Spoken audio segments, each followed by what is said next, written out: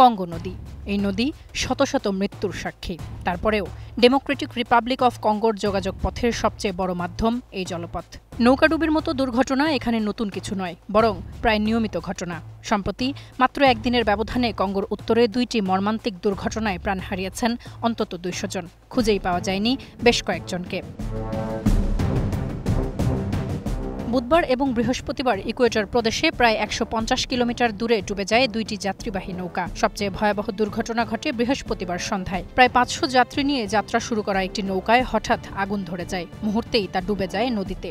উদ্ধার অভিযান চালায় নৌবাহিনী এবং স্থানীয় স্বেচ্ছাসেবকরা। পরে 107 জনের মরদেহ উদ্ধার করা গেলেও এখনও নিখোঁজ রয়েছে প্রায় 150 জন। অপর একটি নৌডুবির ঘটনা তার আগের দিনের, বুধবারের। বাসানকুসু অঞ্চলে ডুবে যায় একটি মোটর চালিত নৌকা। প্রাণ যায় 86 জনের, যাদের অধিকাংশই ছিলেন শিক্ষার্থী।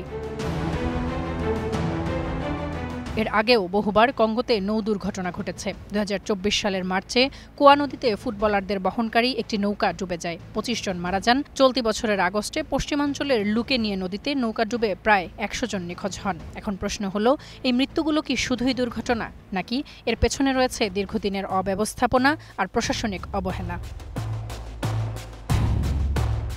দুর্বল অর্থনীতির দেশ ডিআর কঙ্গোর বহু অঞ্চলে এখনও রাস্তাঘাট নেই। সড়কবিহীন অঞ্চলে নদীপথই চলাচলের একমাত্র ভরসা।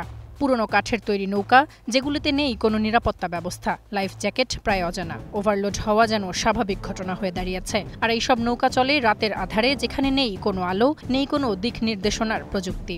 অন্ধকার নদী যেন হয়ে ওঠে এক অনিশ্চয়তার যাত্রা।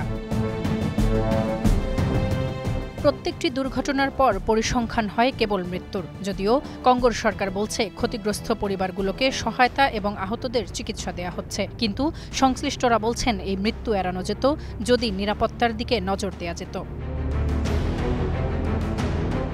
তাসফিয়া তামান্না, স্টার নিউজ।